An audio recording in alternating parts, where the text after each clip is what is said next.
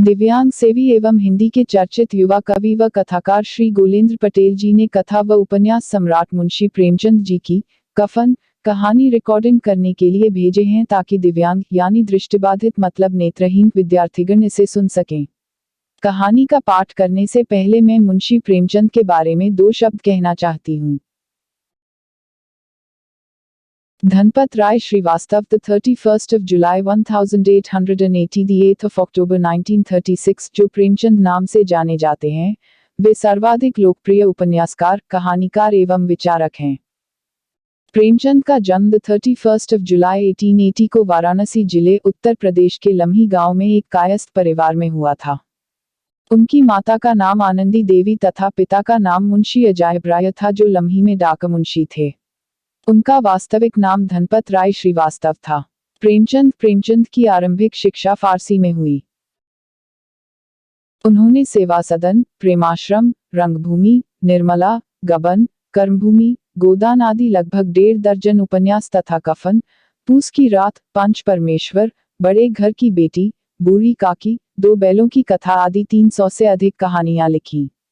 उनमें से अधिकांश हिंदी तथा उर्दू दोनों भाषाओं में प्रकाशित हुई। उन्होंने अपने दौर की सभी प्रमुख उर्दू और हिंदी पत्रिकाओं जमाना, सरस्वती, माधुरी, मर्यादा, चांद, सुधा आदि में लिखा। उन्होंने हिंदी समाचार पत्र जागरण तथा साहित्यिक पत्रिका हंस का संपादन और प्रकाशन भी किया। आदर्शोन्मुख यथार्थवाद उनके साहित्य की मुख्य विशेषता है। उनका दूसरा विवाह शिवरानी देवी से हुआ, जो बाल विधवा थी। वे सुशिक्षित महिला थी जिन्होंने कुछ कहानियां और प्रेमचंद घर में शीर्षक पुस्तक भी लिखी। उनकी 3 संतानें हुई, श्रीपत राय, अमृत राय और कमला देवी श्रीवास्तव। 1915 में उस समय की प्रसिद्ध हिंदी मासिक पत्रिका सरस्वती के दिसंबर अंक में पहली बार उनकी कहानी सौत नाम से प्रकाशित हुई। 1918 में उनका पहला हिंदी उपन्यास सेवा सदन प्रकाशित हुआ। उपन्यास सेवा सदन 1918, प्रेमाश्रम 1922, रंगभूमि 1925, निर्मला 1925, कायाकल्प 1926, प्रतिज्ञा 1927, गबन 1928, कर्मभूमि 1932, गोदान 1936, मंगलसूत्र, कहानियां, 2 बैलों की कथा, ईदगाह, ठाकुर का कुआं, पंच परमेश्वर, पूस की रात, बड़े घर की बेटी, बड़े भाई साहब, नमक का दरोगा, सवा सेर गेहूं, कफन, नाटक, संग्राम 1923, करबला 1924, प्रेम की वेदी 1933। समय न लेते हुए मैं कहानी का पाठ करती हूँ। कहानी का शीर्षक है कफन। झोपड़े के द्वार पर बाप और बेटा दोनों एक बुझे हुए अलाव के सामने चुपचाप बैठे हुए हैं और अंदर बेटे की जवान बीबी बुधिया प्रसव वेदना में पछाड़ खा रही थी। रह रहकर उसके मुंह से ऐसी दिल हिला देने वाली आवाज निकलती थी कि दोनों कलेजा थाम लेते थे। जाड़ों की रात थी, प्रकृति सन्नाटे में डूबी हुई, सारा गांव अंधकार में लय हो गया था। घीसू ने कहा, मालूम होता है बचेगी नहीं, सारा दिन दौड़ते हो गया, जा देख तो आ। माधव चिकर बोला, मरना ही तो है, जल्दी मर क्यों नहीं जाती? देखकर क्या करूं?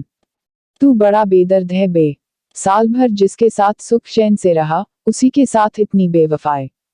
Single quote. तो मुझसे तो उसका तड़पना और हाथ पांव पटकना नहीं देखा जाता। चमारों का कुनबा था और सारे गांव में बदनाम। घीसू एक दिन काम करता तो 3 दिन आराम करता। माधव इतना काम चोर था कि आध घंटे काम करता तो घंटे भर चिलम पीता।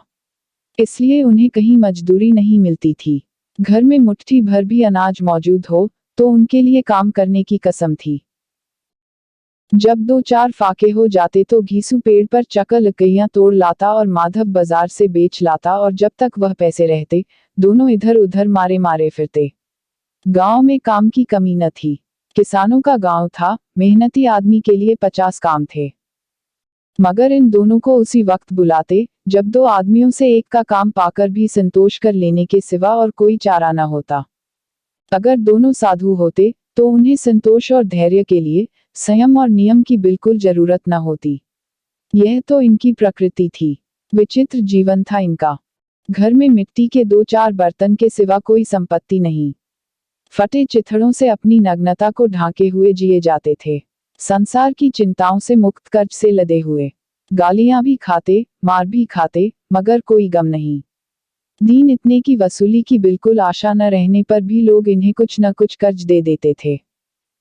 मटर, आलू की फसल में दूसरों के खेतों से मटर या आलू उखाड़ लाते और भून भानकर खा लेते, या 10-5 ऊख उखाड़ लाते और रात को चूसते।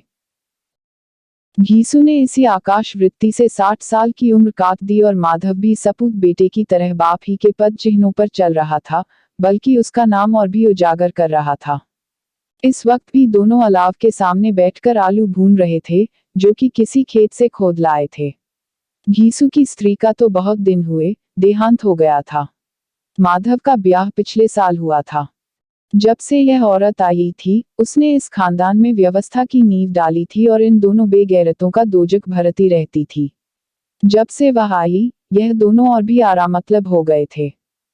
कोई कार्य करने को बुलाता तो निब्रियाज भाव से दुगुनी मजदूरी मांगते। वही औरत आज प्रसव वेदना से मर रही थी और यह दोनों इसी इंतजार में थे कि वह मर जाए तो आराम से सोएं। घीसू ने आलू निकालकर छीलते हुए कहा, जाकर देख तो, क्या दशा है उसकी। चुड़ैल का फिसाद होगा, और क्या। यहाँ तो ओझा भी 1 रुपया मांगता है।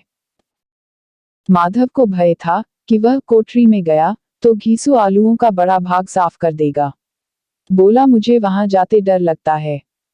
डर किस बात का है, मैं तो यहाँ हूं ही। तो तुम ही जाकर देखो न। Single quote.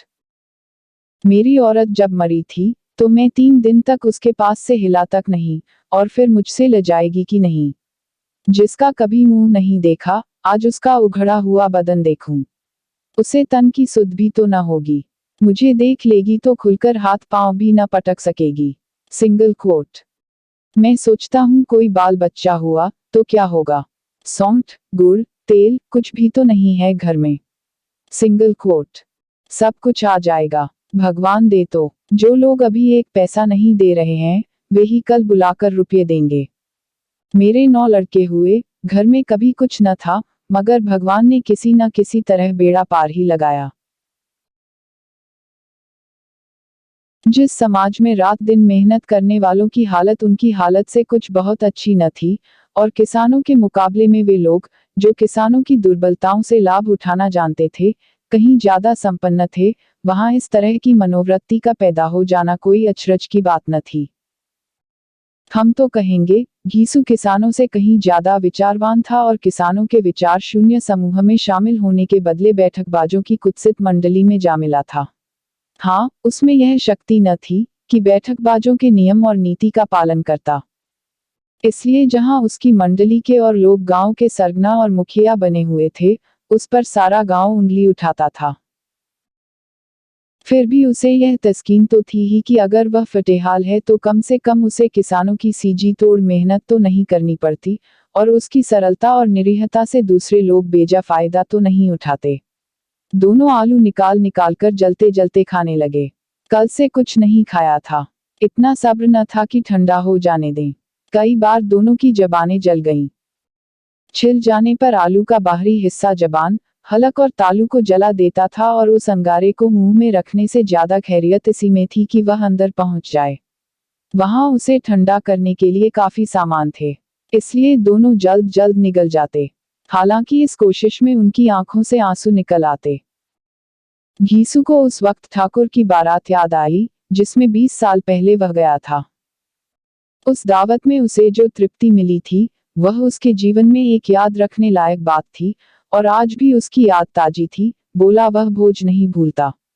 तब से फिर उस तरह का खाना और भरपेट नहीं मिला। लड़की वालों ने सबको भरपेट पूड़ियां खिलाई थी, सबको।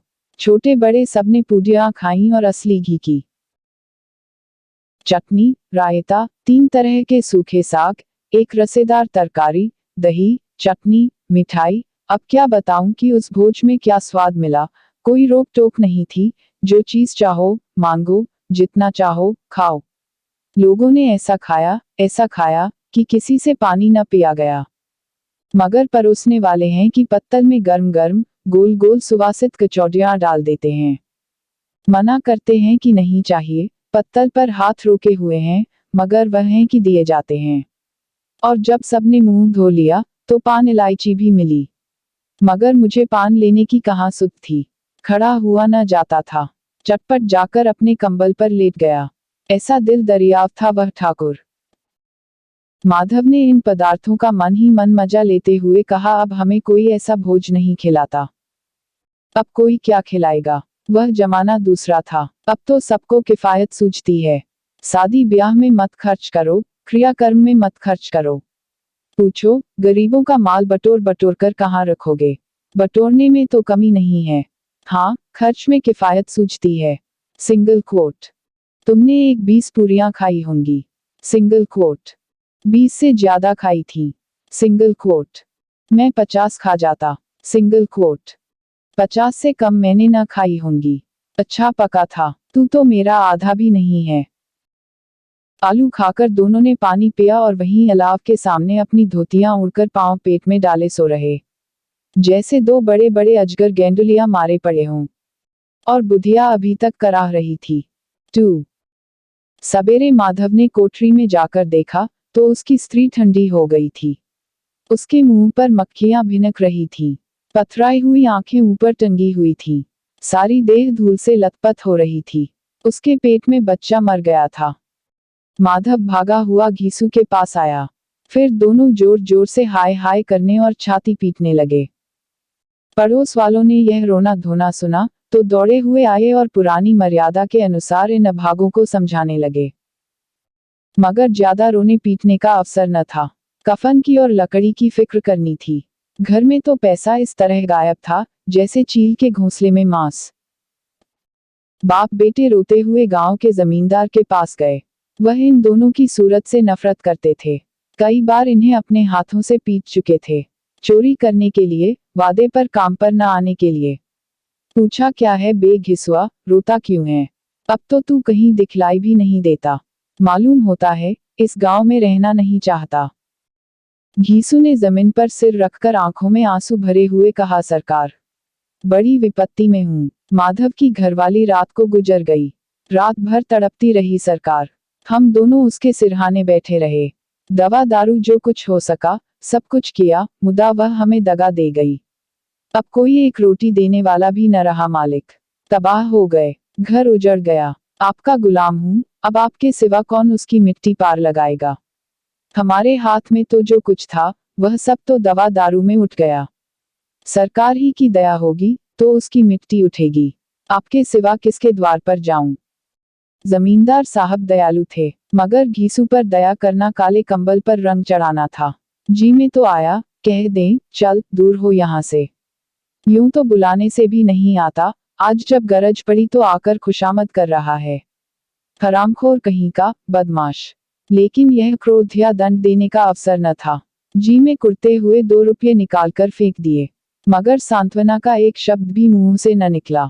उसकी तरफ ताका तक नहीं, जैसे सिर का बोझ उतारा हो। जब जमींदार साहब ने 2 रुपये दिए तो गांव के बनिए महाजनों को इनकार का साहस कैसे होता। घीसू जमींदार के नाम का ढिंढोरा भी पीटना जानता था। किसी ने 2 आने दिए, किसी ने 4 आने। 1 घंटे में घीसू के पास 5 रुपये की अच्छी रकम जमा हो गई। कहीं से अनाज मिल गया, कहीं से लकड़ी। और दोपहर को घीसू और माधव बाजार से कफन लाने चले। इधर लोग बांस वांस काटने लगे। गांव की नर्मदिल स्त्रियां आकर लाश देखती थीं और उसकी बेकसी पर 2 बूंद आंसू गिराकर चली जाती थीं। 3 बाजार में पहुंचकर घीसू बोला, लकड़ी तो उसे जलाने भर को मिल गई है, क्यों माधव? माधव बोला, हाँ लकड़ी तो बहुत है, अब कफन चाहिए। तो चलो कोई हल्का सा कफन ले लें। हाँ और क्या, लाश उठते उठते रात हो जाएगी। रात को कफन कौन देखता है? Single quote. कैसा बुरा रिवाज है कि जिसे जीते जी तन ढांकने को चिथड़ा भी न मिले, उसे मरने पर नया कफन चाहिए। कफन लाश के साथ जल ही तो जाता है, और क्या रखा रहता है। यही 5 रुपये पहले मिलते तो कुछ दवा दारू कर लेते। दोनों एक दूसरे के मन की बात ताड़ रहे थे। बाजार में इधर उधर घूमते रहे।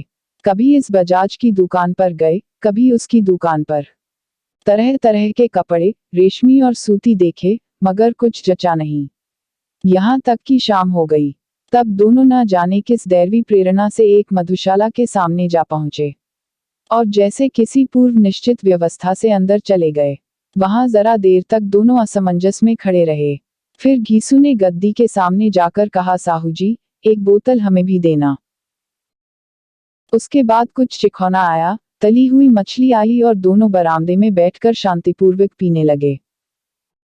कई कुज्जियां ताबड़तोड़ पीने के बाद दोनों सरूर में आ गए। घीसू बोला, कफन लगाने से क्या मिलता, आखिर जल ही तो जाता, कुछ बहू के साथ तो न जाता।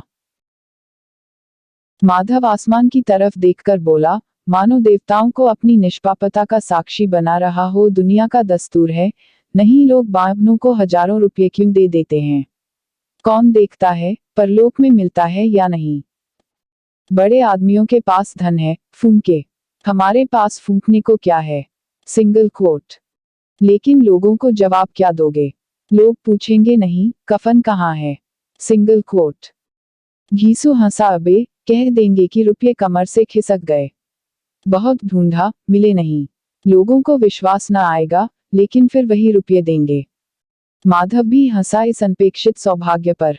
बोला, बड़ी अच्छी थी बेचारी, मरी तो खूब खिला पिलाकर, आधी बोतल से ज्यादा उड़ गई। घीसू ने 2 सेर पूजियां मंगाए, चटनी, अचार, कलेजियां। शराबखाने के सामने ही दुकान थी। माधव लपक कर 2 पत्तलों में सारे सामान ले आया। पूरा 1.5 रुपया खर्च हो गया, सिर्फ थोड़े से पैसे बच रहे। दोनों इस वक्त इस शान में बैठे पूजियां खा रहे थे जैसे जंगल में कोई शेर अपना शिकार उड़ा रहा हो। न जवाबदेही का खौफ था, न बदनामी की फिक्र। इन सब भावनाओं को उन्होंने बहुत पहले ही जीत लिया था।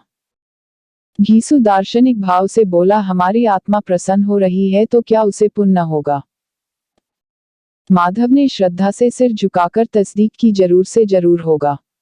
भगवान, तुम अंतर्यामी हो, उसे बैकुंठ ले जाना। हम दोनों हृदय से आशीर्वाद दे रहे हैं। आज जो भोजन मिला वह कभी उम्र भर न मिला था। एक क्षण के बाद माधव के मन में एक शंका जागी। बोला, क्यों दादा, हम लोग भी एक न एक दिन वहां जाएंगे ही। घीसू ने इस भोले भाले सवाल का कुछ उत्तर न दिया। वह परलोक की बातें सोचकर इस आनंद में बाधा न डालना चाहता था। जो वहां हम लोगों से पूछे कि तुमने हमें कफन क्यों नहीं दिया तो क्या कहोगे। Single quote. कहेंगे तुम्हारा सिर। Single quote. पूछेगी तो जरूर। Single quote. तू कैसे जानता है कि उसे कफन न मिलेगा।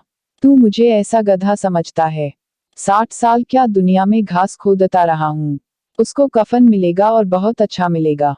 Single quote. माधव को विश्वास न आया। बोला, कौन देगा। रुपये तो तुमने चट कर दिए। वह तो मुझसे पूछेगी। उसकी मांग में तो सिंदूर मैंने डाला था। कौन देगा, बताते क्यों नहीं। Single quote. वही लोग देंगे जिन्होंने अब की दिया। हाँ, अब की रुपये हमारे हाथ न आएंगे। ज्यों-ज्यों अंधेरा बढ़ता था और सितारों की चमक तेज होती थी, मधुशाला की रौनक भी बढ़ती जाती थी। कोई गाता था, कोई डींग मारता था, कोई अपने संगी के गले लिपटा जाता था, कोई अपने दोस्त के मुंह में कुल्हड़ लगाए देता था। वहां के वातावरण में सरूर था, हवा में नशा। कितने तो यहाँ आकर एक चुल्लू में मस्त हो जाते थे। शराब से ज्यादा यहाँ की हवा उन पर नशा करती थी। जीवन की बाधाएं यहाँ खींच लाती थीं और कुछ देर के लिए यह भूल जाते थे कि वे जीते हैं या मरते हैं, या न जीते हैं न मरते हैं। और यह दोनों बाप बेटे अब भी मजे ले लेकर चुस्कियां ले रहे थे। सबकी निगाहें इनकी ओर जमी हुई थीं। दोनों कितने भाग्य के बली हैं। पूरी बोतल बीच में है। भरपेट खाकर माधव ने बची हुई पूड़ियों का पत्तल उठाकर एक भिखारी को दे दिया, जो खड़ा इनकी ओर भूखी आंखों से देख रहा था और देने के गौरव, आनंद और उल्लास का अपने जीवन में पहली बार अनुभव किया। घीसू ने कहा, ले जा, खूब खा और आशीर्वाद दे। जिसकी कमाई है वह तो मर गई, मगर तेरा आशीर्वाद उसे जरूर पहुंचेगा। रोए रोए से आशीर्वाद दो, बड़ी गाड़ी कमाई के पैसे हैं। माधव ने फिर आसमान की तरफ देखकर कहा, वह बैकुंठ में जाएगी दादा, बैकुंठ की रानी बनेगी। घीसू खड़ा हो गया और जैसे उल्लास की लहरों में तैरता हुआ बोला, हाँ बेटा, बैकुंठ में जाएगी। किसी को सताया नहीं, किसी को दबाया नहीं, मरते मरते हमारी जिंदगी की सबसे बड़ी लालसा पूरी कर गई। वह न बैकुंठ जाएगी तो क्या ये मोटे मोटे लोग जाएंगे, जो गरीबों को दोनों हाथों से लूटते हैं और अपने पाप को धोने के लिए गंगा में नहाते हैं और मंदिरों में जल चढ़ाते हैं। श्रद्धालुता का यह रंग तुरंत ही बदल गया। अस्थिरता नशे की खासियत है। दुख और निराशा का दौरा हुआ। माधव बोला, मगर दादा, बेचारी ने जिंदगी में बड़ा दुख भोगा। कितना दुख झेल कर मरी। वह आंखों पर हाथ रखकर रोने लगा, चीखें मार मार कर।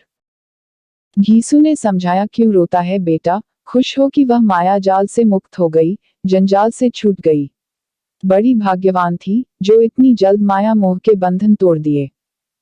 और दोनों खड़े होकर गाने लगे, ठगिनी क्यों नैना झमकावे, ठगिनी। पियक्कड़ों की आंखें इनकी ओर लगी हुई थीं और यह दोनों अपने दिल में मस्त गाए जाते थे। फिर दोनों नाचने लगे, उछले भी, कूदे भी, गिरे भी, मटके भी, भाव भी बताए, अभिनय भी किए और आखिर नशे में मदमस्त होकर वहीं गिर पड़े। धन्यवाद।